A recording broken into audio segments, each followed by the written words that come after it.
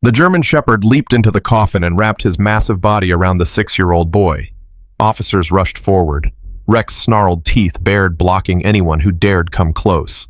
"Get that dog out of there," Captain Vance shouted. But Rex didn't move. He pressed his ear against Tommy's chest, whimpering, scratching, desperate. Then he howled, a sound so broken, so raw that mothers covered their children's ears. "Why won't he leave?" Sarah Reed screamed, collapsing to her knees. No one understood, but Rex knew something they didn't.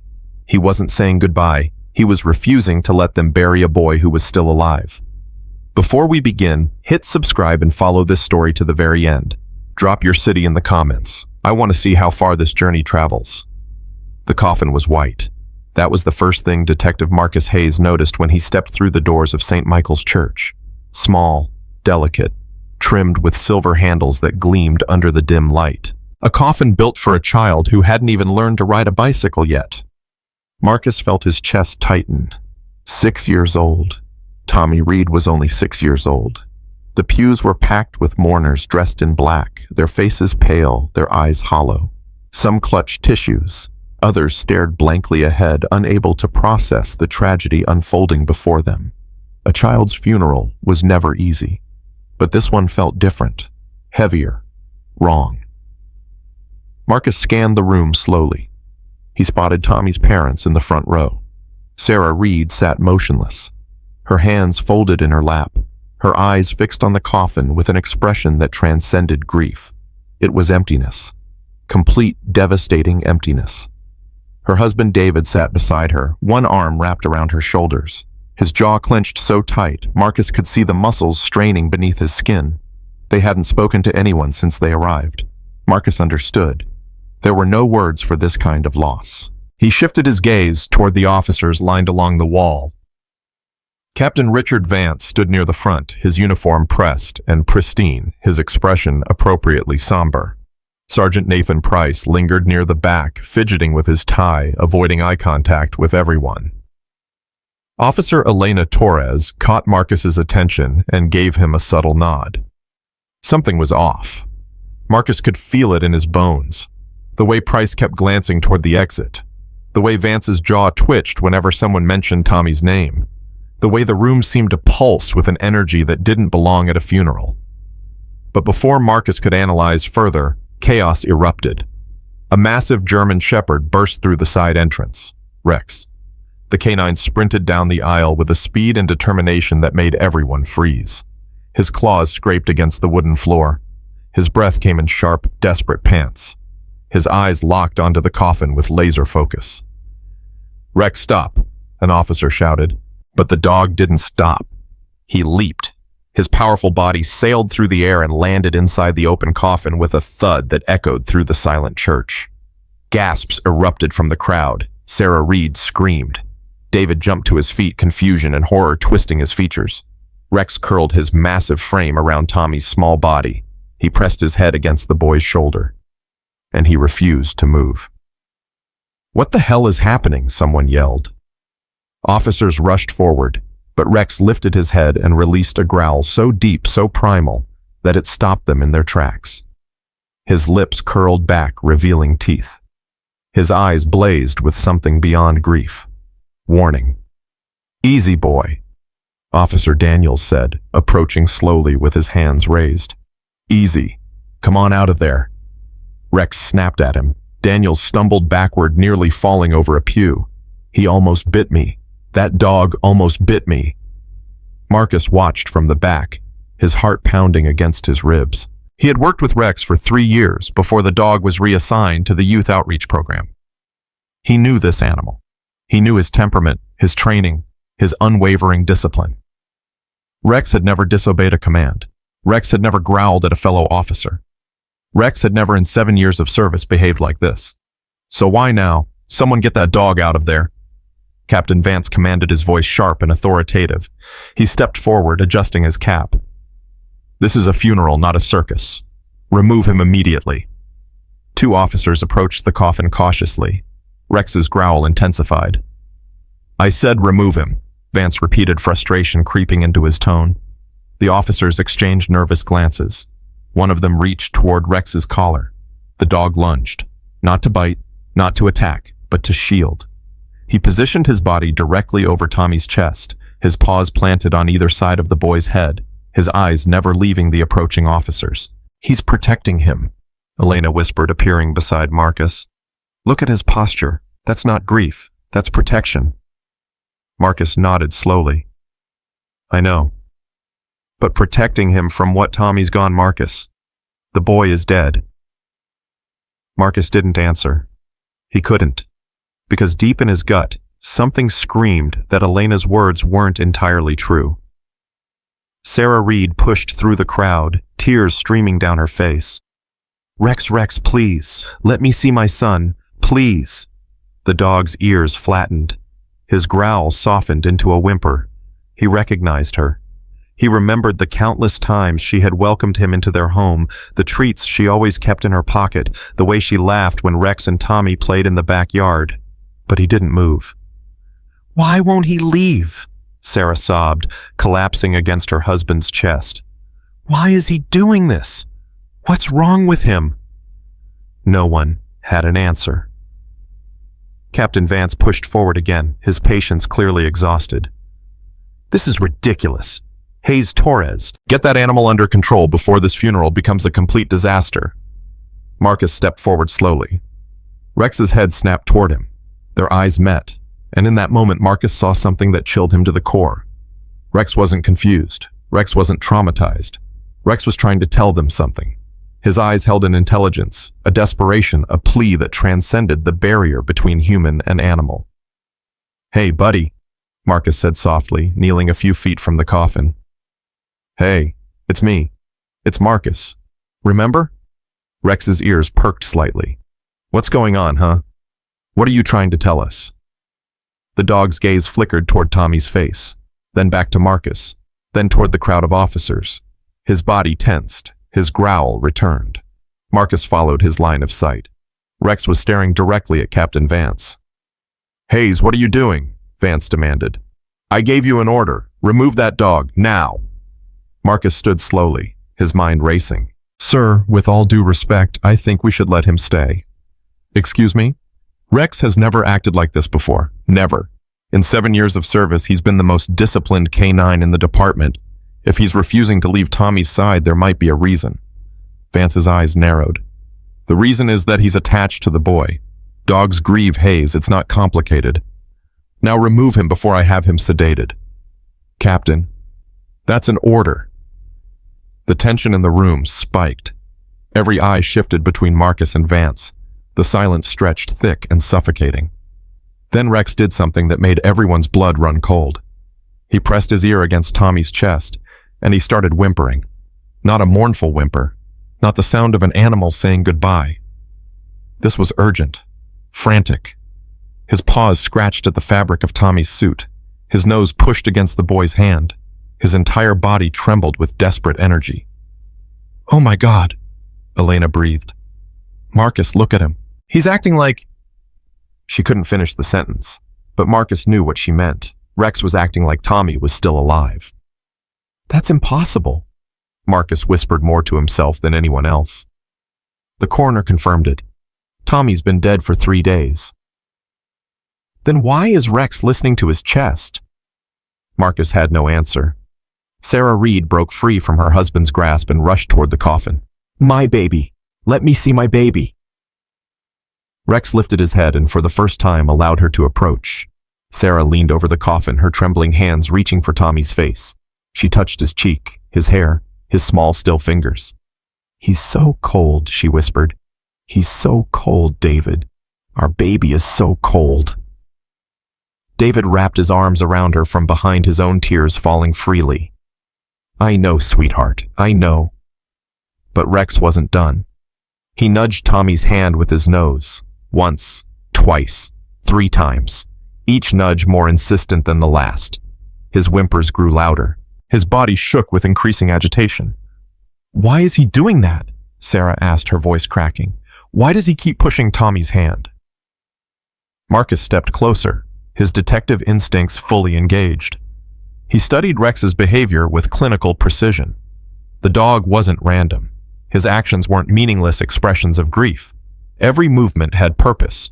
Every whimper, carried intention. Rex wanted them to understand something. But what Marcus Elena said, quietly pulling him aside, "We need to talk. Now." They stepped toward the back of the church, away from the crowd's attention. "Something's wrong with this case," Elena said, her voice barely above a whisper. "I've been reviewing the accident report, and it doesn't add up." "What do you mean?" "Tommy was supposedly killed in a hit-and-run near the Harbor Warehouse District. His body was found by fishermen at dawn. But I talked to those fishermen yesterday. They said Tommy's clothes were completely dry when they found him." Marcus frowned. "Dry? The harbor area is constantly wet. Mud, sea spray, morning dew. There's no way his clothes would be dry if he was lying there all night." "Exactly. And there's more. The coroner's report says the cause of death was blunt force trauma from a vehicle impact. But when I looked at the photos, the injuries don't match a car accident." "What do they match?" Elena hesitated. "A fall. Maybe a struggle. I don't know. But it's not consistent with being hit by a car." Marcus's mind raced. A dry body in a wet location. Injuries that didn't match the reported cause of death. A K9 who refused to accept that his friend was gone.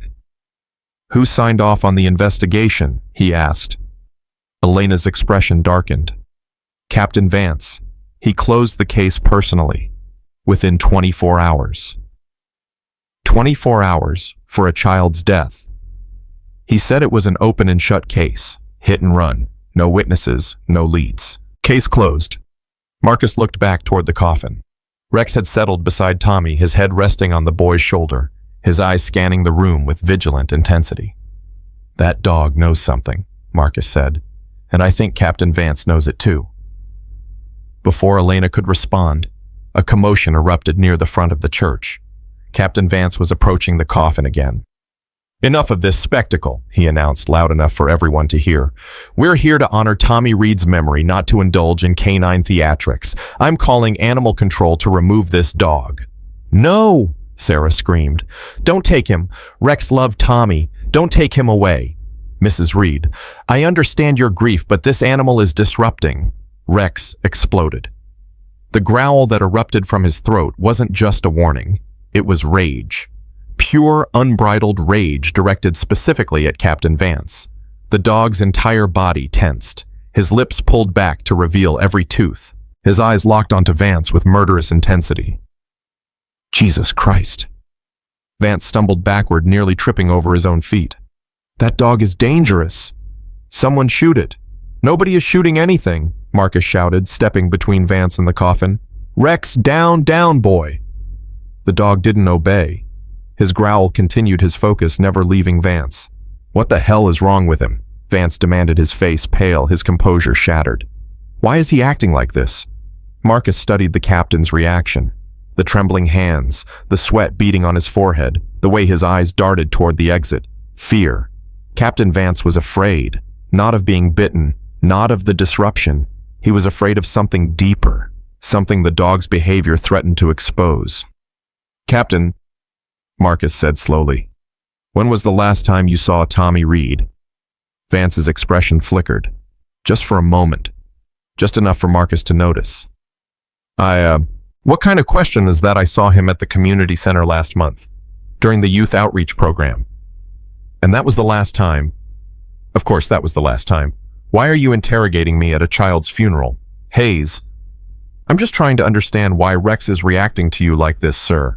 He's never shown aggression toward any officer, ever. But the moment you approach that coffin, he loses his mind. Why do you think that is? The question hung in the air like a blade. Every eye in the church turned toward Captain Vance. The silence was deafening. Vance straightened his uniform, his jaw tight, his eyes cold. Are you suggesting something, Detective? I'm asking a question. Well, here's my answer. That dog is traumatized. Animals behave irrationally when they're grieving. And I don't appreciate being accused of anything in front of this grieving family. Now, unless you want to explain to Internal Affairs why you're harassing your commanding officer, I suggest you remember your place. Marcus held his ground. My place is finding the truth, sir. whatever that truth might be. The two men stared at each other, neither willing to back down. Then Vance smiled, cold, calculated. The truth is that a little boy died in a tragic accident. The case is closed, and this funeral needs to proceed with dignity. Am I clear? He turned and walked toward the back of the church without waiting for a response. Marcus watched him go, his blood running cold. Elena appeared beside him. What was that about? I don't know yet, but I'm going to find out. Rex's whimpers drew their attention back to the coffin. The dog had settled again, his massive body curled protectively around Tommy. His eyes had lost their rage, replaced by something far more heartbreaking. Sorrow, desperation, hope. Marcus, Elena whispered, what if Rex isn't grieving? What if he's waiting? Waiting for what? I don't know. But look at him. He's not saying goodbye. He's guarding, like he expects something to happen. Marcus approached the coffin slowly. Rex watched him but didn't growl. Their earlier connections seemed to have established a fragile trust. Hey, buddy, Marcus said softly, kneeling beside the casket. I'm going to figure this out, okay? Whatever you're trying to tell me, I'm going to figure it out. I promise. Rex's tail twitched. Just once. Just barely. But it was enough. Marcus reached out and gently touched Tommy's hand. Cold. Still. Lifeless. But something bothered him. Something he couldn't immediately identify. He looked closer at the boy's face. Peaceful. Almost serene. Like he was sleeping. Sleeping. Not dead. Elena?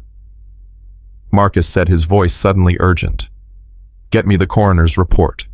The full report. Not the summary they gave the family. Why? What did you find? I'm not sure yet, but something about this doesn't feel right. Tommy looks like he's sleeping, not like he's been dead for 3 days. Elena's eyes widened. What are you saying? Marcus looked at Rex. The dog's ears perked forward, his eyes bright with something that looked almost like hope. I'm saying we need to ask some very uncomfortable questions, and I don't think Captain Vance is going to like any of them. Sarah Reed approached them, her face streaked with tears. Detective Hayes, what's happening? Why are you looking at Tommy like that? Marcus hesitated. He couldn't give her false hope. He couldn't tell a grieving mother that her son might not be gone without absolute certainty. That kind of cruelty was unforgivable, but he also couldn't lie. Mrs. Reed, I need to ask you something, and I need you to think carefully before you answer. Anything. Please. Anything. In the weeks before the accident, did Tommy mention anything unusual? Anything that scared him? Anything about seeing something he shouldn't have seen? Sarah's breath caught in her throat. David stepped forward, his expression darkening. What kind of question is that? I'm trying to understand what happened to your son, Mr. Reed. The official report says it was an accident, but Rex doesn't seem to agree, and frankly, neither do I. Sarah clutched her husband's arm, her body trembling. He told me something. A few weeks ago. I thought it was just his imagination. He was always making up stories. What did he tell you? He said he saw a bad policeman near the old warehouse. He said they were putting boxes on boats. He said one of them saw him watching. He was so scared, Detective. He had nightmares for days. But I thought it was just a game. Just his imagination. Marcus felt his blood turn to ice. Did he describe any of the policemen? No. He just said they were wearing uniforms, and one of them had a shiny badge, a special badge. He kept talking about the special badge. Marcus's gaze drifted toward the back of the church. Captain Vance's badge gleamed under the dim light. The badge that signified his rank. The special badge. Thank you, Mrs. Reed. Marcus said, his voice steady despite the storm raging inside him. Thank you for telling me. He turned to Elena. We need to move. Now. What's the plan? We're going to that warehouse. Tonight. And we're taking Rex with us. Elena nodded. What about Vance? Marcus looked back at the coffin. Rex had lifted his head again, his eyes fixed on Marcus with an intensity that bordered on human. If what I think happened actually happened, Captain Vance isn't just a suspect. He's the reason Tommy is in that coffin. The funeral continued around them, mourners paying their respects, prayers being whispered, tears being shed. But Marcus Hayes wasn't listening anymore. His mind was racing through possibilities, connections, implications. A child who witnessed something dangerous. A case closed too quickly by a high-ranking officer. A K-9 who refused to accept his friend's death. And a body that looked more asleep than dead. What if Tommy Reed wasn't a victim of a hit and run? What if he was silenced? And what if somehow, against all logic and reason, he was still alive? Marcus didn't know the answers yet, but he was going to find them. Even if it meant bringing down one of the most powerful men in the department. Even if it meant putting his own career on the line. Even if it meant trusting a dog's instincts over every official report and autopsy finding.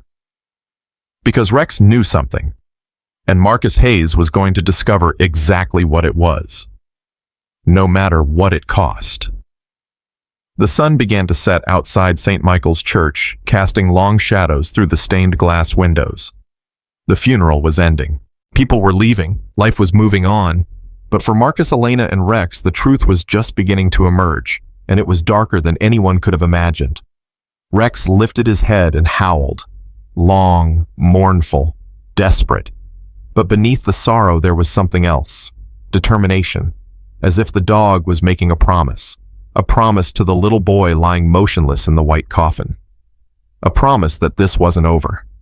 Not by a long shot. The church emptied slowly, mourners drifting into the night like ghosts, unwilling to let go. Marcus stood near the entrance, watching Captain Vance's car disappear around the corner. His hands were shaking, not from cold, from anger. Elena touched his arm. He's gone. What now? Now we find out what really happened to Tommy Reed. Rex hadn't left the coffin. Two funeral home workers stood nearby, afraid to approach, afraid to force the massive German shepherd away from the child he refused to abandon. Marcus walked back down the aisle. Rex, come. The dog lifted his head. His eyes met Marcus's. Something passed between them. An understanding. A promise. Rex climbed out of the coffin slowly, his movements heavy with reluctance. He paused at the edge, pressing his nose against Tommy's hand one final time. Then he jumped down and walked to Marcus's side. Good boy, Marcus whispered. We're going to fix this, I promise. Sarah Reed rushed toward them, her husband close behind. Detective, please, what's happening? You think someone hurt my son? I don't know yet, Mrs. Reed, but I'm going to find out. The captain said it was an accident. He said, Captain Vance closed this case in 24 hours. A child dies and he wraps everything up in one day. Does that sound right to you? Sarah's face crumbled. David pulled her close, his own expression hardening. What do you need from us? Stay home tonight. Don't talk to anyone about our conversation. And if Captain Vance or anyone from the department contacts you, call me immediately. He handed David a card. You think Vance is involved? David asked, his voice dropping to a whisper. I think your son saw something he shouldn't have seen, and I think someone made sure he couldn't talk about it. Sarah let out a sob. Oh God, oh my God. We're going to find the truth, Mrs. Reed, whatever it takes. Marcus turned and walked toward the exit. Elena and Rex followed. The night air hit them like a wall, cold and unforgiving. The warehouse district, Elena said as they reached her car. That's where Tommy was found. That's where we start. Not yet. First, we need the original coroner's report, the unedited version. How are we going to get that? Vance controls everything. Marcus pulled out his phone. Not everything. Dr. Patricia Webb owes me a favor. She worked the autopsy before the final report was filed. He dialed. 3 rings. 4. Hello. Patricia. It's Marcus Hayes. A long pause. Marcus, it's nearly 9 o'clock. What do you want? Tommy Reed, the boy from the harbor. You did the initial examination. Another pause. Longer this time. I can't talk about that. Can't or won't. Both. Vance made it very clear that the case was closed. No questions, no discussions. Patricia, listen to me. Something's wrong with this case. Rex, you know Rex the K9 from the youth program, he refused to leave Tommy's coffin at the funeral tonight. He was acting like the boy was still alive. Silence. Patricia. Dogs grieve, Marcus. It doesn't mean anything. Rex has never disobeyed a command in 7 years. He growled at Captain Vance, nearly attacked him. This dog is trying to tell us something, and I need to know what you found before Vance got his hands on your report. Heavy breathing on the other end. Marcus could almost hear her internal struggle. I could lose my job for this. A child might have lost his life because someone wanted him silenced. Which matters more? The silence stretched for an eternity. Then, the marina parking lot, 20 minutes, come alone. The line went dead. Elena raised an eyebrow. Well, she's going to talk. Stay here with Rex. I'll be back. Like hell I'm staying here. We're partners, Marcus. Where you go, I go. If Vance finds out we're investigating, then we'll deal with it together. Now get in the car. Rex barked once, as if agreeing with Elena. Marcus allowed himself a small smile. Fine, but if this goes sideways, don't say I didn't warn you. The marina was deserted when they arrived. Fog rolled in from the water, turning the streetlights into hazy orbs of amber. Elena parked near the far end of the lot, away from any security cameras. A gray sedan was already waiting. Dr. Patricia Webb stepped out as they approached. She was a small woman in her late 50s, her gray hair pulled back in a tight bun, her face lined with worry. You brought backup, she said, eyeing Elena and Rex. I trust them with my life. Patricia's gaze lingered on Rex. That's the dog, the one from the funeral. Yes. She walked closer, bending down to look into Rex's eyes. The dog sat perfectly still, allowing her examination. He knows, she whispered. Look at him. He knows something's wrong. What did you find, Patricia? She straightened up, her expression grim. The official cause of death is blunt force trauma consistent with a vehicle impact. That's what's in the final report. That's what I was ordered to sign. But that's not what you actually found. No, it's not. Marcus felt his heart accelerate. Tell me. Patricia pulled a manila folder from her coat. I made copies before Vance confiscated my original notes. If anyone finds out I gave you this, I'll deny everything. Marcus took the folder. What's in here? The truth. Patricia's voice trembled. Tommy Reed wasn't killed by a car. The injuries don't match. The angle of impact, the bruising patterns, the absence of road rash, none of it adds up. Then what happened to him? He was drugged. Elena stepped forward. Drugged. I found traces of a chemical compound in his blood. Something industrial. It's used in pharmaceutical manufacturing and certain illegal operations. It causes a state of deep unconsciousness, so deep that vital signs become almost undetectable. Marcus's blood ran cold. What are you saying? Patricia looked at him, her eyes filled with fear. I'm saying that when I examined Tommy Reed, I wasn't entirely certain he was dead. The words hung in the air like a death sentence. What? Elena gasped. His pupils responded slightly to light. There was minimal but present blood circulation. His core temperature was lower than expected, but not consistent with someone who had been dead for several hours. Then why did you declare him dead? Because Vance walked into my examination room before I could finish my analysis. He took one look at the boy and told me the cause of death was vehicular trauma. When I tried to explain my findings, he threatened my career. He threatened my family. Tears welled in her eyes. I have a daughter, Marcus. She's in medical school. Vance made it very clear that if I didn't sign off on his report, her future would be destroyed. So I signed. God forgive me, I signed. Marcus grabbed her shoulders. Patricia, listen to me carefully. Is there any chance at all, that Tommy Reed is still alive? I don't know. It's been 3 days. If he's in that state, his body is slowly shutting down. But if someone were to give him the proper treatment, the right antidote, he could survive. Maybe, I don't know. But if he's in that coffin right now and he's still in that coma, She didn't need to finish the sentence. Marcus was already running back to the car. "Marcus, wait," Elena called. "What are you doing?" "We need to stop that burial. Tommy might still be alive." They piled into the car. Elena gunned the engine. Rex pressed his nose against the window, whimpering urgently. "Call the funeral home," Marcus ordered. "Find out when they're closing the coffin." Elena grabbed her phone while navigating the dark streets.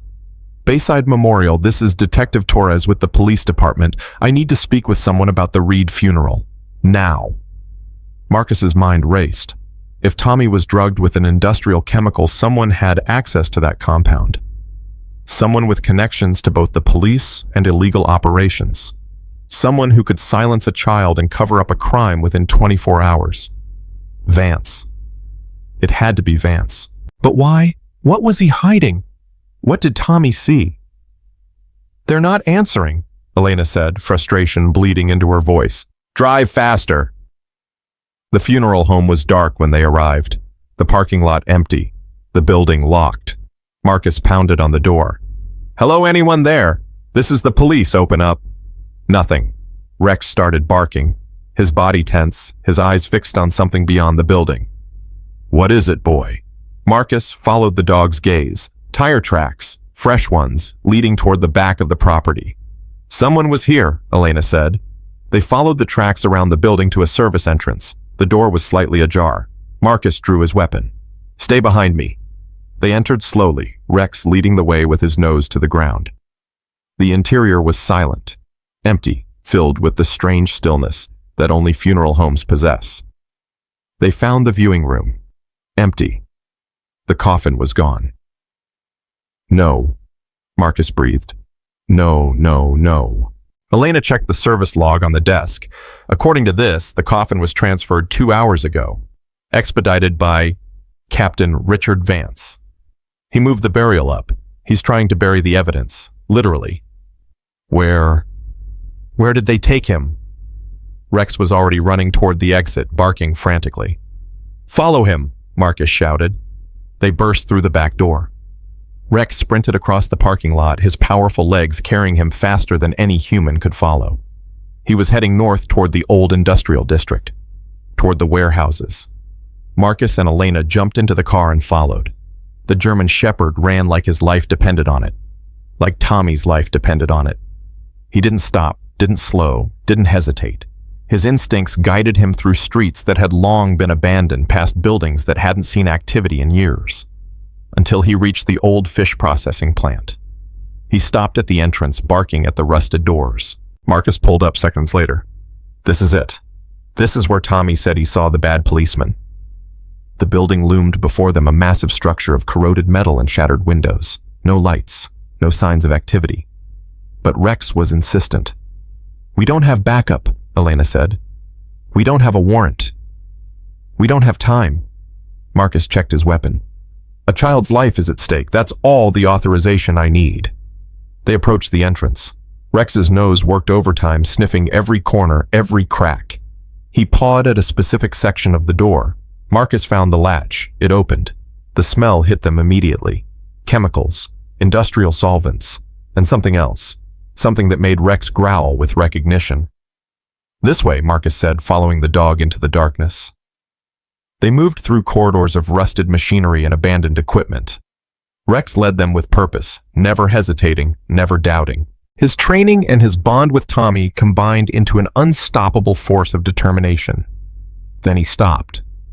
They had reached a loading dock at the back of the building.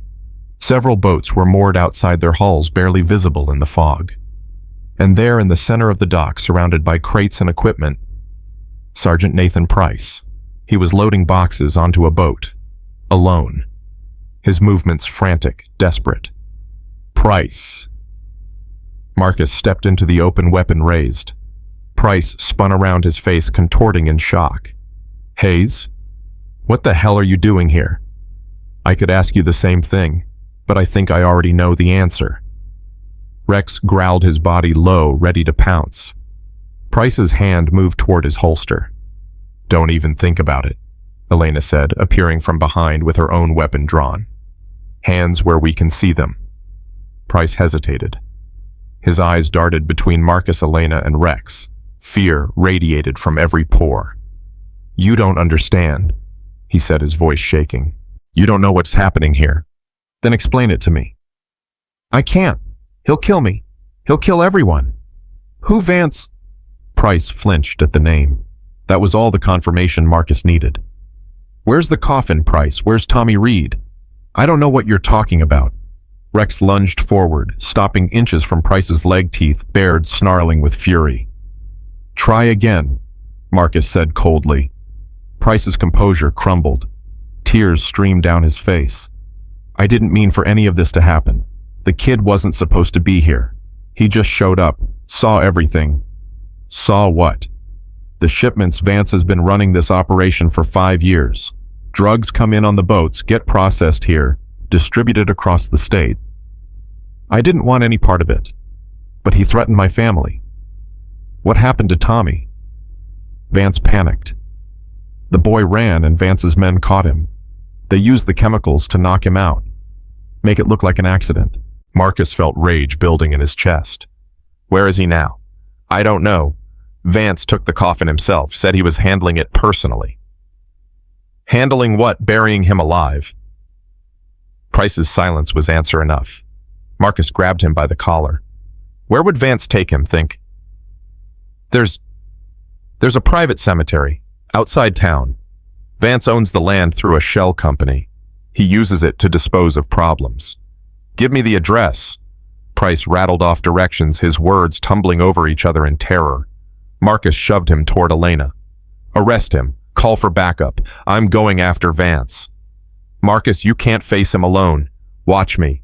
He ran back toward the car, Rex matching his stride. They had precious little time. If Vance was already at that cemetery, if he was already digging that grave, Tommy didn't have minutes. He had seconds. Marcus drove like a man possessed. Streets blurred past. Signs became meaningless. The only thing that mattered was speed. Rex sat beside him, alert, focused, his eyes fixed on the darkness ahead. "We're going to make it, boy," Marcus said, more to himself than the dog. "We have to make it." 15 minutes later, he found the cemetery. A single car was parked near the entrance. Vance's car. Marcus killed his headlights and approached on foot. Rex moved beside him like a shadow, silent, deadly. They crept through rows of unmarked graves until they heard voices. "Deeper. It needs to be deeper. Vance." Marcus peered around a crumbling mausoleum. 2 figures stood beside an open grave. One held a shovel. The other, Vance, watched with crossed arms. A small white coffin sat nearby, ready to be lowered into the earth. "Captain," the digger said nervously, "are you sure about this? What if someone finds out?" "No one's going to find out. The coroner signed off. The family accepted it. By morning, this problem disappears forever." "But he's just a kid." "He's a witness, and witnesses talk. I've worked too hard, invested too much to let some 6-year-old ruin everything." Marcus had heard enough. He stepped into the open. "Richard Vance, you're under arrest." Vance spun around, shock flashing across his face. Then it transformed into cold calculation. "Hayes, I should have known you wouldn't let this go. Step away from the coffin, or what, you'll shoot me. You're one detective against a captain with 30 years of service. No one will believe you." "They'll believe the evidence. The chemicals in Tommy's blood, the forged coroner's report, Price's confession." Vance's expression flickered. Price talked. He sang like a bird. "It's over, Vance. There's nowhere left to run." For a moment, Vance stood frozen. Then he laughed. A cold, empty sound that echoed through the cemetery. "You think you've won? You have no idea what you're dealing with. This operation has connections you can't imagine. People higher than me. People who will bury you alongside that boy." Rex growled, stepping forward. Vance pulled a gun. Marcus dove as the shot rang out, rolling behind a headstone. Rex lunged at Vance, jaws snapping. The captain screamed as the dog's teeth found his arm. The gun clattered to the ground. Marcus was on him in seconds, pinning him face first into the dirt. "You have the right to remain silent. Anything you say can and will be used against you in court." "You're making a mistake," Vance screamed. "You don't know who you're dealing with." Marcus ignored him. He looked toward the coffin. Tommy. He rushed over, heart pounding. Rex was already there, pawing at the lid, whimpering desperately. Marcus found the latches. His hands trembled. He opened the lid. Tommy lay inside, still and pale. "Please," Marcus whispered. "Please be alive." He pressed his fingers to the boy's neck. Nothing. Nothing. And then, faint, barely perceptible, a pulse. Tommy Reed was alive. A pulse. Faint. Fragile. But undeniably there. Marcus's hands shook as he pressed harder against Tommy's neck, terrified he had imagined it. But no, the rhythm was real. Slow and weak like a candle flame fighting against the wind, but alive. "He's alive," Marcus breathed. "Dear God, he's alive." Rex let out a sound somewhere between a bark and a cry. He pressed his nose against Tommy's face, licking the boy's cheek, his tail wagging with desperate hope. Behind them, Vance struggled against the handcuffs. "You're making a mistake, Hayes. You have no idea what you've done." Marcus ignored him. He pulled out his phone, fingers trembling as he dialed 911. "This is Detective Marcus Hayes. I need an ambulance at the old Morrison Cemetery north side of town. I have a child 6 years old in critical condition. He's been drugged with an industrial chemical compound. His pulse is barely detectable. Get here now." He hung up and turned back to Tommy. The boy's skin was cold, his lips pale blue, his chest barely rising with each shallow breath. "Stay with me, buddy," Marcus whispered, carefully lifting Tommy from the coffin. "You fought this long. Don't give up now." Rex stayed close, never letting Tommy out of his sight. Sirens wailed in the distance. Vance laughed bitterly from the ground. "You think saving that boy changes anything? You think you've won. The operation is bigger than me, Hayes, bigger than this town, bigger than you can possibly imagine." Marcus knelt beside the captain, his face inches away. "Then I'll burn it all down, every last piece of it. You'll die trying. Maybe, but at least I'll die knowing I did the right thing. Can you say the same?" Vance's smile faded. The ambulance arrived minutes later, paramedics rushing to take Tommy. They worked quickly, efficiently, their faces grim as they assessed his condition. "What happened to him?" one of them asked. "Chemical poisoning. I don't know the exact compound, but it's industrial. It put him in a coma that mimicked death." "Jesus Christ, how long has he been like this?" 3 days. The paramedic's expression darkened. "We need to get him to Bayside General. Now. If there's any chance of reversing, this time is everything." They loaded Tommy into the ambulance. Rex tried to follow, but Marcus held him back. "Not yet, boy. We'll meet him there, I promise." The ambulance sped away, sirens screaming into the night. Marcus watched it go, his heart torn between relief and rage. Tommy was alive, but the fight wasn't over, not by a long shot. Elena arrived 15 minutes later with backup. Price was already in custody, transported to the station for processing. Now it was Vance's turn. "You got him," Elena said, staring at the handcuffed captain with disbelief. "I can't believe you actually got him. He was about to bury that boy alive. If we'd been 5 minutes later, but we weren't. That's what matters." Officers hauled Vance to his feet. The captain's face had transformed from arrogance to cold fury. "This isn't over," he said, locking eyes with Marcus. "You've just signed your own death warrant, both of you." "Take him away," Marcus said flatly. They watched the patrol car disappear into the darkness. Elena touched Marcus's arm. "We should get to the hospital. Tommy needs us there. He needs more than that. He needs answers. He needs to know that the people who did this to him will pay. They will. I promise you, Marcus. They will." Rex whimpered, pressing against Marcus's leg. "Come on, boy. Let's go see our friend." The drive to Bayside General took 20 minutes. Every red light felt like an eternity. Every slow-moving car felt like an obstacle placed deliberately in their path. When they finally arrived, the emergency department was in chaos. Doctors and nurses rushed past, shouting orders, moving with the controlled urgency of people fighting against time. Marcus spotted Dr. Patricia Webb near the entrance. Her face was pale, her eyes wide with shock. Patricia, what's happening? Where's Tommy? They're working on him now. The chemical compound, it's worse than I thought. It's shutting down his organs. They're trying to flush it from his system, but what? I don't know if they can do it in time. Marcus felt the floor shift beneath his feet. There has to be something. An antidote, a treatment, something. There might be. The compound is similar to one used in military operations. Deep sedation for long-term transport.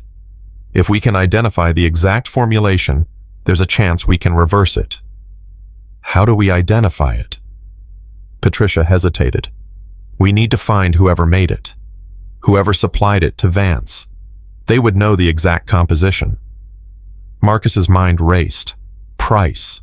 Price had been part of the operation. He might know where the chemicals came from. Elena, stay here with Rex. If anything changes with Tommy, call me immediately. Where are you going? To get answers. He was back at the station in 10 minutes. Price sat in an interrogation room handcuffed to the table, his face streaked with dried tears. Marcus burst through the door, slamming it behind him. The chemicals you used on Tommy, where did they come from? Price looked up, confusion clouding his features. What? The compound that put him in a coma. Where did Vance get it? I don't know the details. Vance handled the supply chain. You were just following orders. That excuse didn't work at Nuremberg, and it won't work here. I'm telling you the truth. I don't know where he got the drugs. Marcus leaned close, his voice dropping to a deadly whisper. Tommy Reed is dying. Right now, as we speak, a 6-year-old boy is fighting for his life because of what you and Vance did to him. If he dies, you're not just going down for conspiracy and drug trafficking. You're going down for murder. Price's face went white. Murder? No, I never wanted anyone to get hurt. Then help me save him who supplied the chemicals. Give me a name. Price swallowed hard. There's a warehouse, the one where they caught Tommy. Vance has a lab in the basement. That's where they process everything. If there's information about the compound, it would be there. Who runs the lab? A chemist. I don't know his real name. Everyone calls him Doc. He's been with Vance from the beginning. Is he still there? Probably. He never leaves that place. Lives there like some kind of ghost. Marcus straightened up. If this information is wrong, it's not. I swear to God, it's not just. Please. Tell the DA I cooperated. Tell them I helped. Marcus didn't respond. He was already out the door. The fish processing plant loomed against the night sky like a sleeping monster. Marcus approached alone, weapon drawn. He should have waited for backup. He knew that. But Tommy didn't have time for protocol. Rex had refused to stay at the hospital.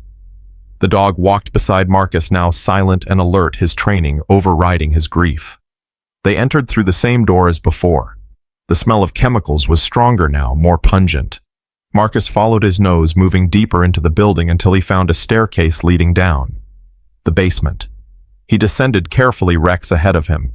The dog's ears were flat against his head, his body tense with anticipation. At the bottom of the stairs, a metal door blocked their path. Light seeped through the cracks. Sounds filtered out, bubbling, whirring. The hum of machinery. Marcus tested the handle. Unlocked. He pushed it open. The lab spread before him, a maze of tables, equipment, and chemical containers.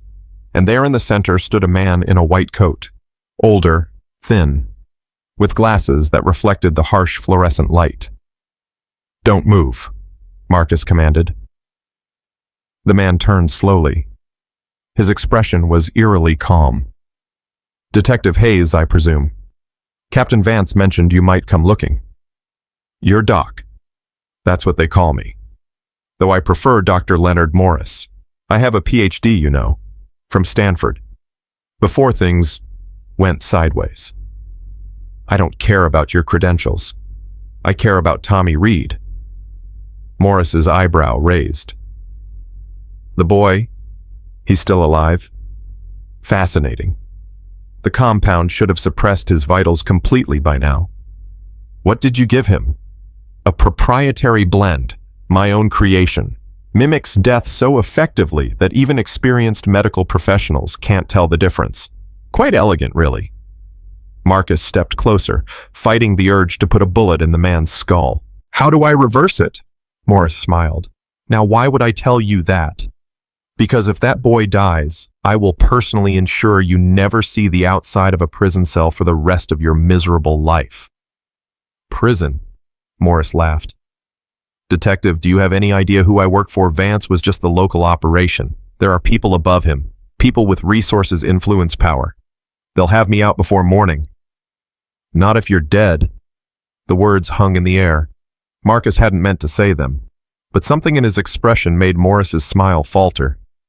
You wouldn't. You're a police officer. You have rules. And you drugged a 6-year-old boy so he could be buried alive. Rules seem pretty flexible right now.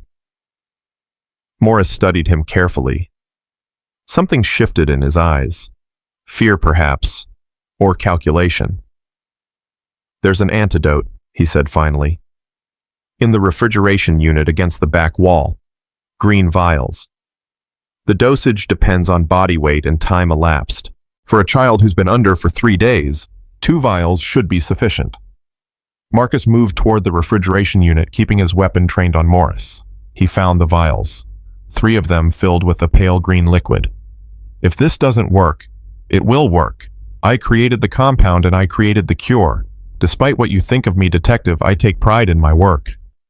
Your work poisoned a child. My work was meant to create untraceable sedation for high-value transport. The fact that Vance used it on a 6-year-old was his decision, not mine. Marcus grabbed the vials and backed toward the door. Don't move from this spot. Backup is on the way. I'm sure it is. He ran. The drive back to the hospital took forever. Traffic, lights, obstacles. Marcus pushed through all of it, running reds weaving between cars, his heart pounding with desperate hope. He burst into the emergency department, vials clutched in his hand. Where's Dr. Webb? I have the antidote. A nurse pointed toward a room at the end of the hall. Marcus sprinted. He found Patricia inside, standing over Tommy's bed. The boy looked even worse than before.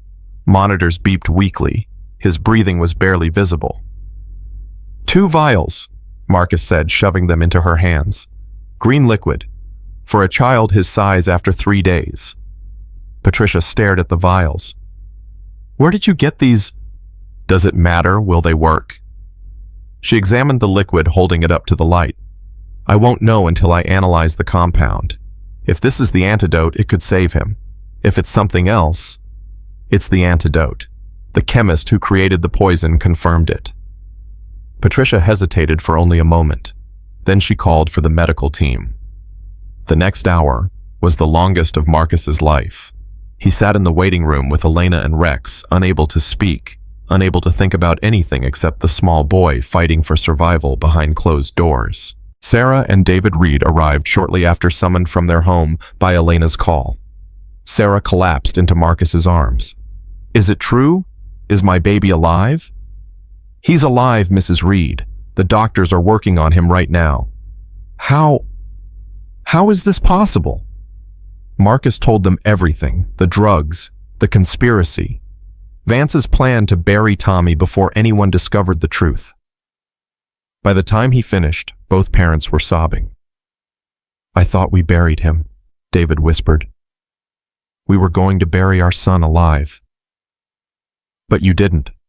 Rex made sure of that. He knew something was wrong from the very beginning. Sarah looked at the German shepherd lying at Marcus's feet. Rex's eyes were fixed on the door to Tommy's room, waiting, watching, hoping. Thank you, she said softly, kneeling beside the dog. Thank you for not giving up on him. Rex licked her hand. The door opened. Dr. Webb stepped out, exhaustion etched into every line of her face. Everyone stood immediately. Well, Marcus demanded. Patricia took a deep breath. The antidote is working. His vital signs are stabilizing. Brain activity is increasing. Sarah let out a cry of relief. David wrapped his arms around her.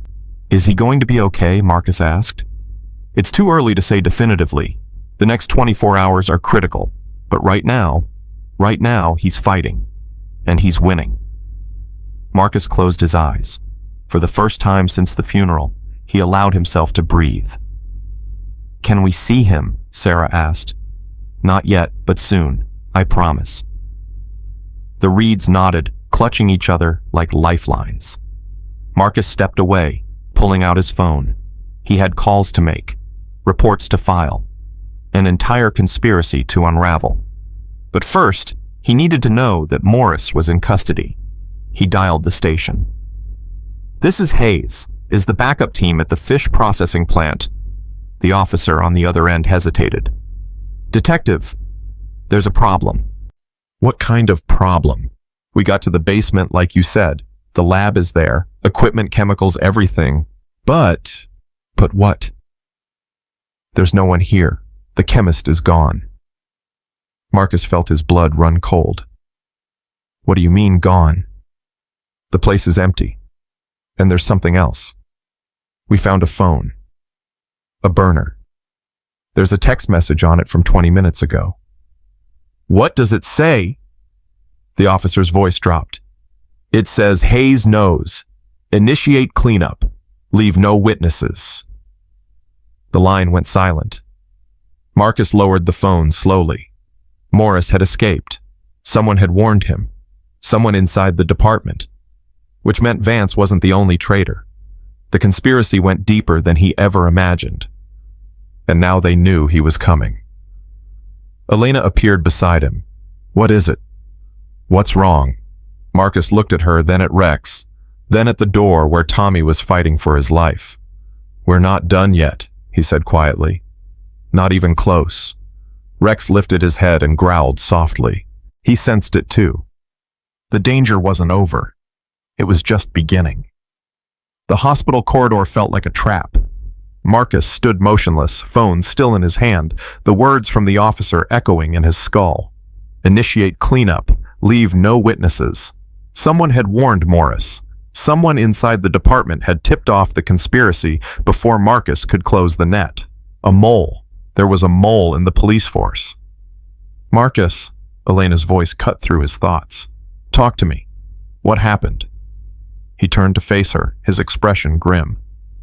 "Morris escaped. Someone warned him we were coming. That's impossible. No one knew except the people at the station, the dispatch, the backup team. Any one of them could have made a call." Elena's face went pale. "You're saying there's another traitor?" "I'm saying Vance didn't run a 5-year drug operation alone. He had help, protection, someone higher up maybe, someone we haven't identified yet." Rex stood up, his ears twitching. The dog sensed the tension, the danger lurking beneath the surface. Sarah Reed approached them, her eyes still red from crying. "Detective Hayes, is everything all right?" Marcus forced his expression to soften. "Everything's fine, Mrs. Reed. Just some procedural issues. You should focus on Tommy." "But I heard you say something about someone escaping. Is my son still in danger?" The question hit Marcus like a punch to the chest. He wanted to lie. He wanted to tell her that Tommy was safe, that the nightmare was over, that she could finally breathe easy. But he couldn't. "I'm going to post officers outside Tommy's room," he said carefully. "Just as a precaution. No one gets in or out without my authorization." Sarah's hand flew to her mouth. "Oh God, they're going to come for him, aren't they? They're going to try to finish what they started." "Not if I stop them first." He turned to Elena. "Stay here. Guard this family with your life. I'm going back to the station." "Marcus, you can't go alone. If there's a mole, then I need to find out who it is before they realize I'm looking." He knelt beside Rex, scratching the dog's ears. "You stay too, boy. Protect Tommy. That's your job now." Rex whined softly but didn't move. Marcus understood. The dog would do anything for that boy, even die. The drive to the station was a blur of streetlights and racing thoughts. Marcus ran through every possibility, every connection, every face he had seen in the past 24 hours. Who had access to the dispatch information? Who knew about the backup team's deployment? Who could have warned Morris in time for him to escape? The list was shorter than he expected, and that made it infinitely more terrifying. He pulled into the station parking lot and killed the engine. Through the windows, he could see officers moving about, going through their routines as if nothing had changed. as if the world hadn't just tilted on its axis. But something had changed. One of those officers was a traitor. Marcus stepped inside his senses on high alert. Every glance felt suspicious. Every conversation seemed loaded with hidden meaning. He was being paranoid, he knew that, but paranoia had kept him alive this long. "Hayes." Sergeant Miller waved him over from the front desk. "Hell of a night, huh? Vance in custody. I never would have believed it." Believe it. He was about to bury a child alive. Miller shook his head. "Sick bastard. And Price. He's talking. He's cooperating, hoping for a reduced sentence. Fat chance. What he did to that kid." Miller's expression darkened. "There's a special place in hell for people like that."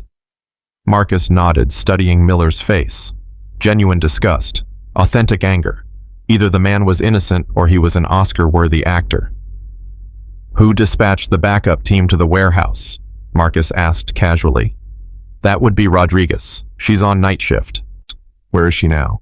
"Break room, probably. Why?" "Just need to verify some timeline details." Marcus walked toward the break room, his hand resting casually on his holster. Rodriguez was a 15-year veteran. Married, 2 kids. No financial red flags. No suspicious connections. But then again, Vance had been a decorated captain. Appearances meant nothing. He found Rodriguez alone, nursing a cup of coffee and staring at her phone. She looked up when he entered. "Detective Hayes, I heard about what happened at the cemetery. Hell of a save." "Thanks. Listen, I need to ask you something about tonight's dispatch." "Sure. What do you need?" "When I called for backup at the fish processing plant, who else was on the channel?" Rodriguez frowned, thinking. "Standard protocol. Me, the responding units, and..." She hesitated. "And who?" "Lieutenant Gavin. He monitors all high-priority calls. Said he wanted to make sure the situation was under control." Marcus felt ice spread through his veins. Lieutenant Gavin was listening. He's always listening. It's his job. Lieutenant Harold Gavin, 22 years on the force. Second in command of the entire department. The man who would take over now that Vance was in custody. The man who had access to every piece of information that flowed through the station. "Where is Gavin now?" Marcus asked, keeping his voice steady. "He left about an hour ago. Said he had urgent business to attend to." "Did he say where?"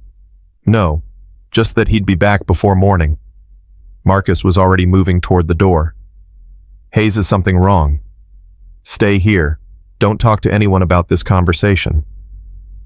He was in his car within seconds, phone pressed to his ear. "Elena, it's me. Listen carefully. I think I know who the mole is." "Who?" "Lieutenant Gavin. He was monitoring the dispatch when I called for backup. He would have known exactly when to warn Morris." "Gavin. But he's been with the department for over 20 years. He's practically a legend."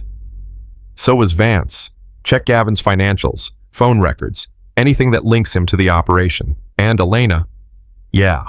Don't trust anyone at that hospital except the medical staff. If Gavin is involved, he might send someone to finish the job." "Understood. Be careful, Marcus." He ended the call and stared at the empty street ahead. Gavin. It had to be Gavin. The pieces fit too perfectly. The quick case closure. The altered coroner's report. The protection of Vance's operation for 5 years without a single investigation. Someone at the top had been covering for him. And now Marcus was going to find proof. He drove to Gavin's house first. A modest ranch in the suburbs, lights off, driveway empty, no sign of activity. He circled the block looking for any indication of where the lieutenant might have gone. Nothing. His phone buzzed. Elena. "What do you have?" "Gavin's phone records show multiple calls to an unregistered number over the past 6 months. Same number that was found on the burner at the warehouse." "That's our connection." "There's more. I traced the calls. They ping from a location about 30 miles north of town. Some kind of industrial complex, old manufacturing facility. Text me the address." The drive took 40 minutes. 40 minutes of darkness and uncertainty and mounting dread. 40 minutes of wondering if he was walking into another trap. The industrial complex emerged from the fog like a ghost. Massive buildings, rusted and abandoned, surrounded by chain-link fencing topped with barbed wire. But the gate was open. Someone was expecting visitors. Marcus parked 100 yards away and approached on foot. No backup this time. No partner watching his six. Just him, his weapon, and the desperate need for answers. He slipped through the gate and moved between buildings, following the faint glow of light emanating from the largest structure. Voices. He pressed himself against the wall and listened. Told you to handle it quietly. Now we have Hayes running around like a dog with a bone. Gavin's voice. Unmistakable. Hayes was unpredictable. No one expected him to actually save the boy. Morris, the chemist, was here. The boy is irrelevant now. What matters is containing the damage. Vance is talking to his lawyer, but he knows better than to implicate anyone above his pay grade. And Price? Price is a coward. He'll say whatever they want him to say, but he doesn't know anything that matters. The real operation was always insulated. What about the warehouse, the lab? Already being cleaned. By morning, there won't be a trace of evidence left, just another abandoned building. Marcus felt rage building in his chest. They were erasing everything. Every piece of proof. Every connection. By the time the sun rose, the conspiracy would be invisible, unless he stopped them now. He moved toward the entrance, weapon drawn. The door was partially open, light spilling through the crack. He kicked it wide. Police, nobody move. 3 figures stood in the center of the room. Gavin, Morris, and a third man Marcus didn't recognize. Tall, gray-haired, wearing a suit that cost more than Marcus made in a month. Gavin's hand moved toward his holster. Don't even think about it. Marcus warned, his aim steady. Hands where I can see them. All of you. Gavin's face twisted with contempt. Hayes, you really should have stayed at the hospital. And missed this party. Not a chance. The gray-haired man stepped forward, his expression eerily calm. Detective Hayes, I've heard a lot about you. You're persistent. That's a dangerous quality in our line of work. Who the hell are you? My name is Councilman Victor Strand. I oversee certain investments in this community. Investments that your investigation is threatening to expose. Marcus's blood ran cold. Councilman Strand, you're on the city council. You're supposed to protect this community. I am protecting it. Do you have any idea how much money flows through this operation? How many jobs it creates? How many families depend on the income we generate? You're running a drug empire that nearly killed a 6-year-old boy. An unfortunate complication, one that should have been resolved quietly. Strand glared at Gavin. But apparently my associates couldn't even manage that. Gavin's jaw tightened. The boy saw too much. We had to act quickly. And now look where we are. Strand turned back to Marcus. Detective, I'm going to give you one chance. Walk away. Forget everything you've seen tonight. Focus on your career, your future. There's a lot I can offer a man with your talents. You're offering me a bribe. I'm offering you a choice. Cooperation or consequences. One path leads to a comfortable life. The other leads to a grave. Marcus laughed. It was a cold, bitter sound. You really think you can threaten me after everything I've seen tonight? I think you're a smart man who understands power. Vance was greedy. He got sloppy. But the operation continues. It will always continue. One detective can't stop it. Maybe not, but I can sure as hell try. He fired. The bullet caught Gavin in the shoulder, spinning him backward. Morris dove for cover behind a stack of crates. Strand stood frozen, shock replacing his composure. On the ground, Marcus commanded. Now. Gavin struggled to rise, blood streaming from his wound. You're dead, Hayes. You hear me? You're dead. Marcus kicked the lieutenant's weapon away. Save it for the judge.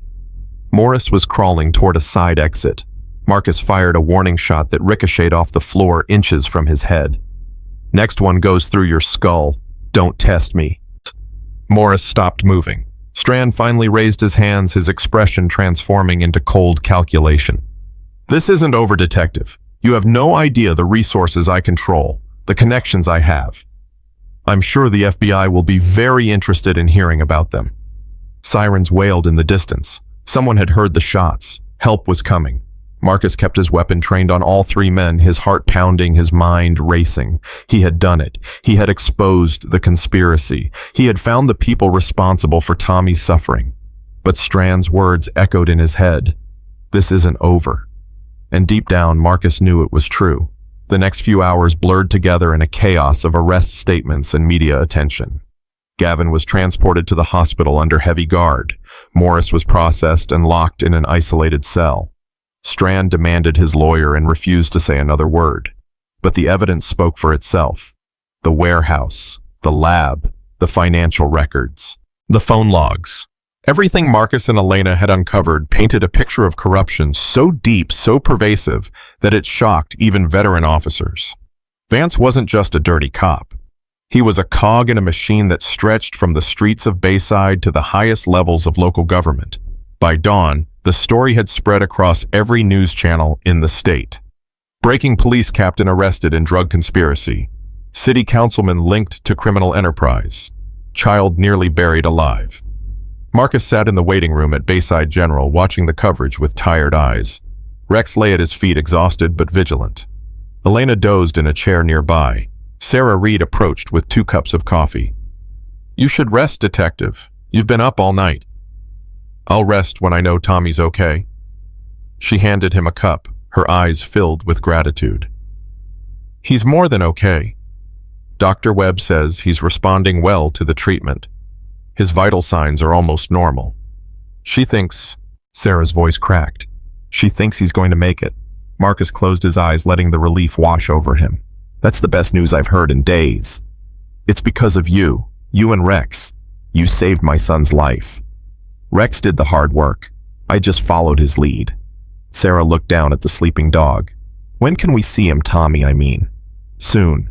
The doctors want to make sure he's stable before allowing visitors. He's going to be so confused. He won't understand what happened. He's a strong kid, Mrs. Reed. He'll get through this, and he'll have Rex by his side every step of the way." As if hearing his name, Rex lifted his head. His tail thumped weakly against the floor. Sarah bent down and stroked his fur. "Thank you," she whispered. "Thank you for not giving up." The door to Tommy's room opened. Dr. Webb stepped out, looking exhausted but hopeful. "He's awake," she announced, "and he's asking for Rex." Marcus couldn't help but smile. Even after everything the boy had endured, his first thought was for his 4-legged friend. "Can we take him in?" Sarah asked eagerly. "Briefly. He's still very weak. But I think seeing Rex might do him more good than any medicine we could give him." Rex was already on his feet, tail wagging, eyes bright with anticipation. Marcus nodded toward the door. "Go on, boy. Your friend is waiting." The German shepherd bounded into the room, and a moment later a child's laughter echoed through the hallway. It was the most beautiful sound Marcus had ever heard. He stood outside the room, watching through the window as Rex climbed onto the bed and settled beside Tommy. The boy wrapped his thin arms around the dog's neck, burying his face in the soft fur. Sarah and David hovered nearby, tears streaming down their faces. Joy. Relief. Love. All of it mingled together in a moment that transcended words. Elena appeared at Marcus's side. "You did good, partner." "We did good." "What happens now? Strand has lawyers. He'll fight every charge." "Let him fight. We have evidence. We have witnesses. We have Price and Morris willing to testify for reduced sentences. Strand's empire is crumbling." "And Gavin. He'll spend the rest of his life in prison, same as Vance." Elena nodded slowly. "It's really over, isn't it?" Marcus watched Tommy laugh as Rex licked his face. The boy was alive. The bad guys were in custody. The truth had been exposed. But something nagged at him, a feeling he couldn't shake. Strand's words, the cold confidence in his voice, the certainty that this wasn't over. "I hope so," Marcus said quietly. "I really hope so." His phone buzzed. Unknown number. He answered cautiously. "Hayes." A distorted voice crackled through the speaker. "You think you've won, detective. You've only scratched the surface. Strand was just a puppet. The real power is still out there. And now, Now they know your name." The line went dead. Marcus stared at the phone, his blood running cold. Rex lifted his head from Tommy's embrace, his ears twitching. The dog sensed it too. The danger wasn't over. It had only just found them. Marcus stared at the dead phone in his hand. The distorted voice still echoed in his mind. "You've only scratched the surface. The real power is still out there, and now they know your name." Elena noticed his expression. "What is it? Who called?" "I don't know. Someone warning me that this isn't over, that Strand was just a puppet." "A puppet for who?" "That's what we need to find out. But not now. Not today. Today was about Tommy. Today was about the miracle that had unfolded despite every attempt to bury it." Marcus pocketed his phone and turned back to the window. Inside the room, Tommy was still wrapped around Rex, his small fingers clutching the dog's fur like a lifeline. The boy's eyes were half closed, exhaustion pulling at him, but he refused to let go. "Doctor." Webb stepped out of the room, her expression softer than Marcus had ever seen. "He's asking for you, Detective." "Me?" "He wants to thank the man who saved him. His words, not mine." Marcus hesitated. He wasn't good with kids. He never knew what to say, how to act, how to be gentle enough. But Elena pushed him forward. "Go. He needs to see you." Marcus entered the room slowly. Sarah and David stood near the bed holding each other. Rex lifted his head and wagged his tail. Tommy looked up with tired eyes. "Are you the policeman?" "Yeah, buddy. I'm Detective Hayes. Marcus."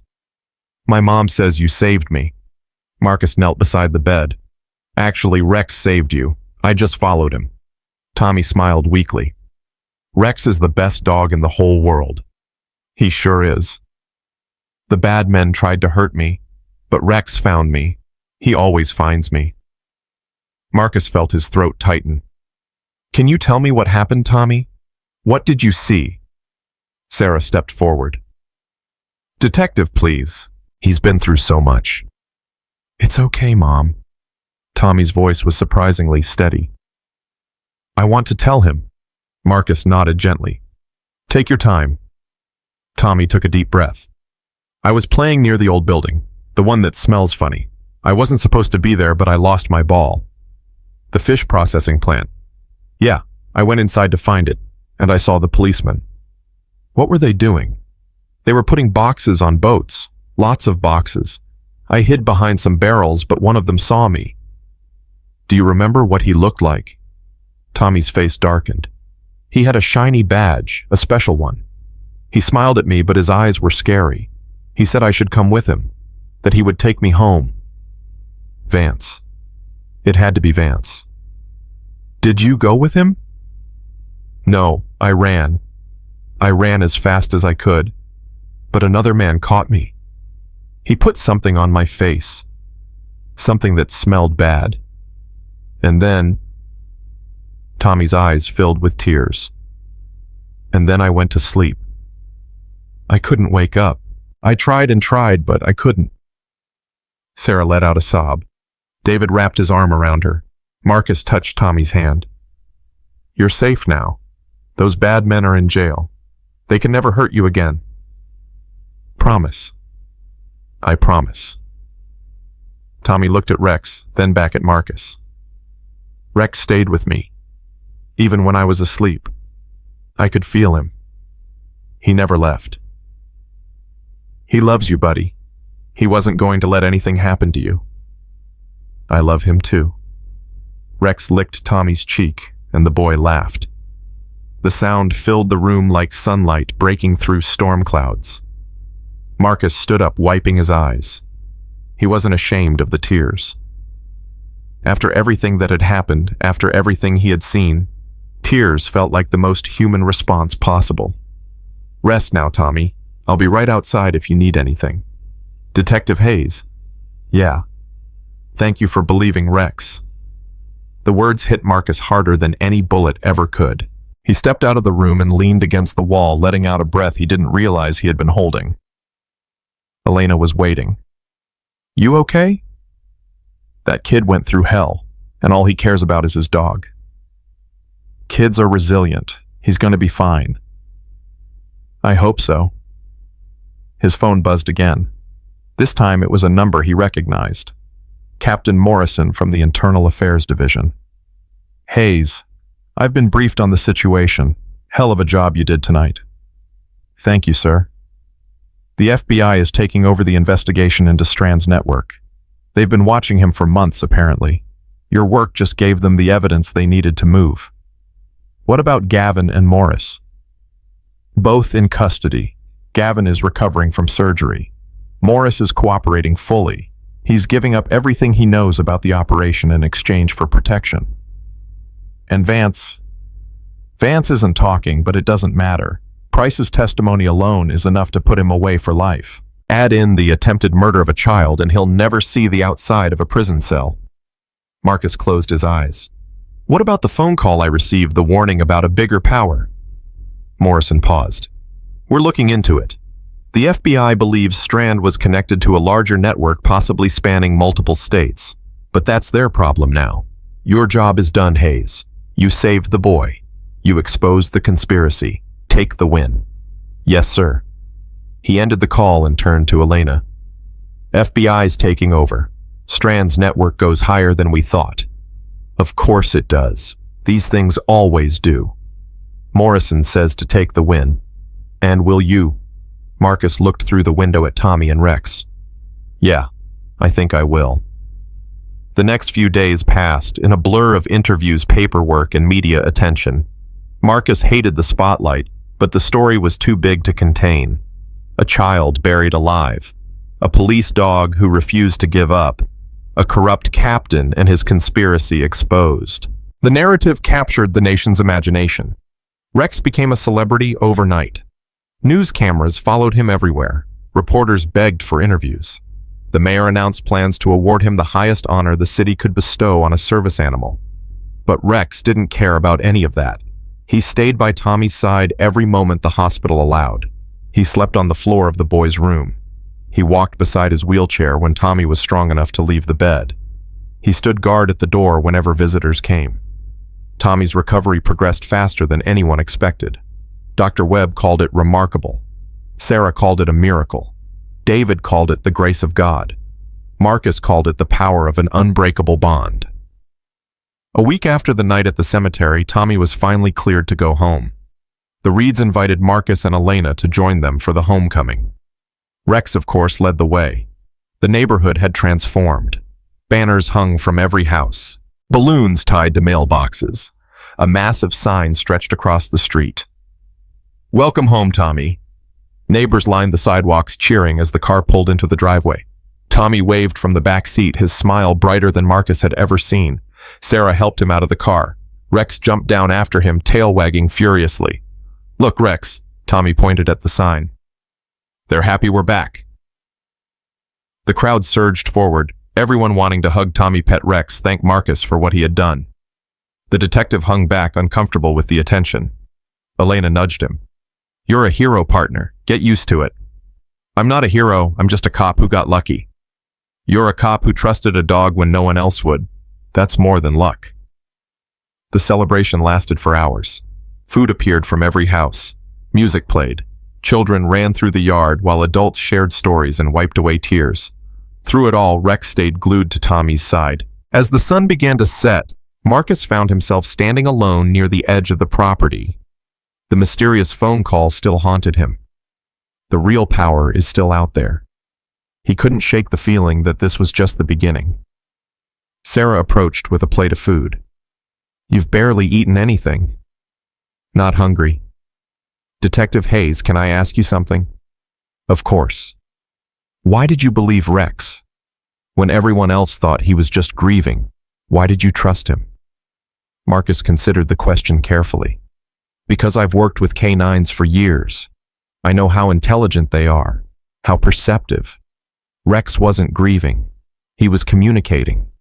He knew something was wrong, and he was trying to tell us. But how did you know it wasn't just grief? I didn't. Not for sure, but I looked into his eyes and I saw desperation, not sadness, not loss. Desperation, like he was begging me to understand. Sarah's eyes filled with tears. He saved my son. He refused to give up on him. There's a lesson in that for all of us. Tommy came running over Rex, bounding beside him. Detective Hayes, come play with us. Marcus smiled. I think I'm a little old for playing buddy. Rex doesn't think so. Right? Rex. The dog barked enthusiastically. See? He wants you to play. Marcus looked at Elena, who was laughing. Go on, hero. Play with the kid. He spent the next hour throwing a ball for Rex while Tommy chased after them both. It was the most normal, the most peaceful, the most joyful hour Marcus had experienced in years. For a brief moment, the darkness faded. The conspiracy, the threats, the unknown enemies lurking in the shadows. None of it mattered. Only this. A boy. A dog. A second chance. As night fell and the party wound down, Marcus prepared to leave. Tommy ran up and hugged him tightly.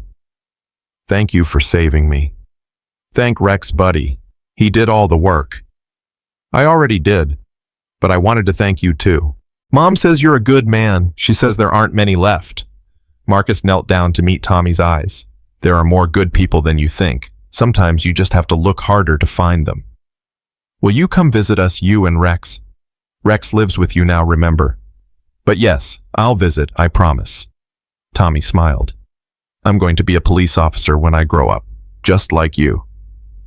That's a big responsibility. I know, but I want to help people. I want to stop bad guys from hurting kids like me. Marcus felt his heart swell. You're going to be a great officer someday, Tommy. I know it. He stood up and shook David's hand. Sarah hugged him, crying softly. Thank you, she whispered. Thank you for everything. Take care of that boy and that dog. We will, always. Marcus walked to his car with Elena beside him. Rex followed them to the edge of the property, then stopped. He looked back at Tommy, then at Marcus, torn between two loyalties. Go on, boy, Marcus said softly. Your place is with him now. Rex whimpered, then bounded back to Tommy's side. Marcus watched them disappear into the house, a strange mixture of joy and sorrow filling his chest. You okay? Elena asked. Yeah, I think I am. They drove in silence for several minutes. The streets were quiet, the night peaceful. Then Marcus's phone buzzed. Unknown number, he answered. Detective Hayes. The same distorted voice from before. I told you this wasn't over. Who are you? Someone who's been watching you for a very long time.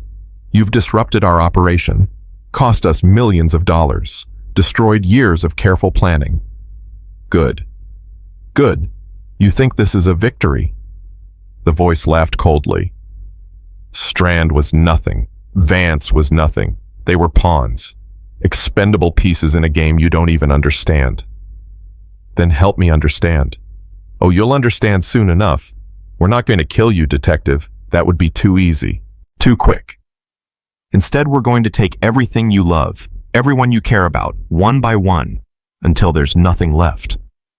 Marcus's blood ran cold. If you touch anyone, we already have access to your files, your phone, your life. We know where you live, where Elena lives, where the Reed family lives. Leave them out of this. That's not how this works. You started something, Hayes. Now you're going to watch it finish. Enjoy your victory. It won't last long. The line went dead. Marcus stared at the phone, his mind racing. What was that? Elena demanded. Who was on the phone? The people behind Strand. They're threatening everyone connected to the case. You, me, the Reeds. What do? We finish this. We find out who these people are and we bring them down. Every last one of them. Marcus, if they're as powerful as they claim, then we'll need help, FBI, state police, whatever it takes. He made a U-turn and headed back toward the Reed house. What are you doing? Elena asked. I'm not leaving that family unprotected. Not after everything we went through. They arrived at the house within minutes. Marcus burst through the door, startling Sarah and David. Detective Hayes, what's wrong?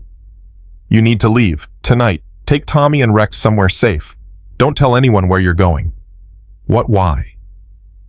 The people behind Vance are still out there. They just threatened to come after everyone involved in this case, including your family. Sarah's face went white. Oh, God. Pack what you need. The FBI has safe houses. I'll make some calls. The next few hours were chaos. Agents arrived. Arrangements were made. Tommy, half asleep and confused, was carried to an unmarked van with Rex trotting beside him. Where are we going? The boy asked sleepily. Somewhere safe, buddy. Just for a little while. Is Rex coming? Rex is never leaving your side. Tommy smiled and closed his eyes. Sarah hugged Marcus one last time before climbing into the van. Find them, detective. Find the people who did this and make sure they can never hurt anyone again. I will, I promise. The van disappeared into the night. Marcus stood in the empty street, Elena beside him, exhaustion and determination battling within him. What now? She asked. Now we go to war. The investigation that followed lasted 6 months.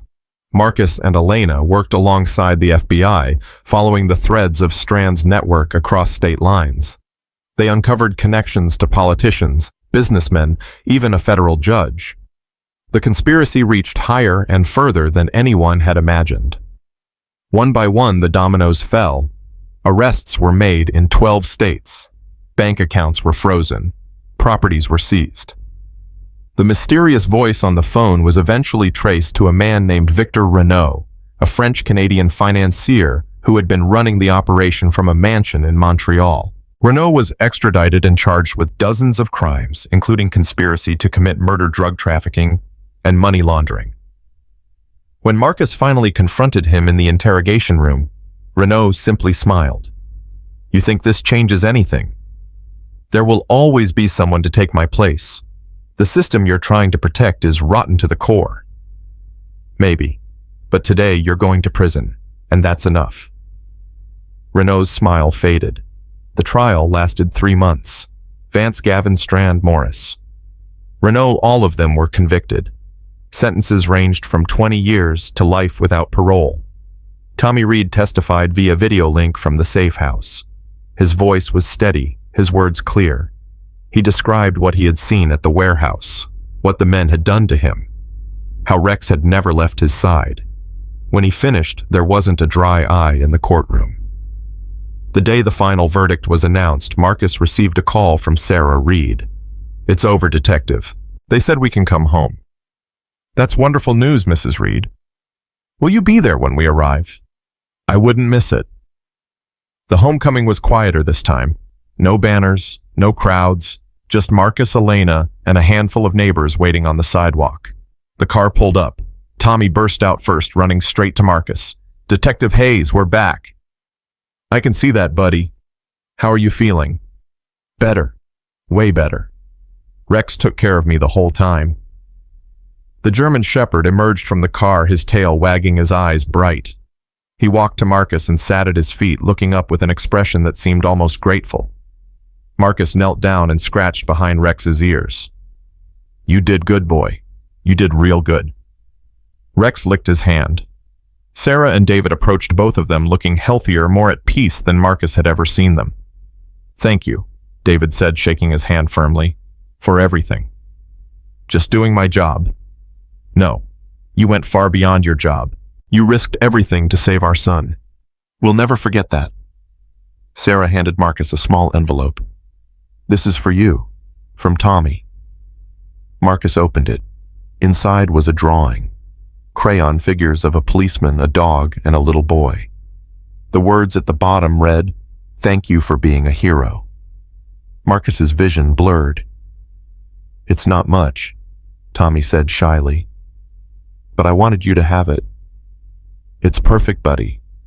I'm going to hang it in my office. Really? Really. 1 year later. The sun was shining on Bayside Community Park as the annual police department ceremony began. Officers in full dress uniform lined the stage. Families filled the audience. Media cameras captured every moment.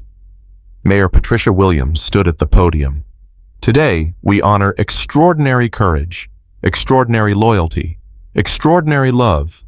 She paused, looking toward the front row. Rex, please come forward.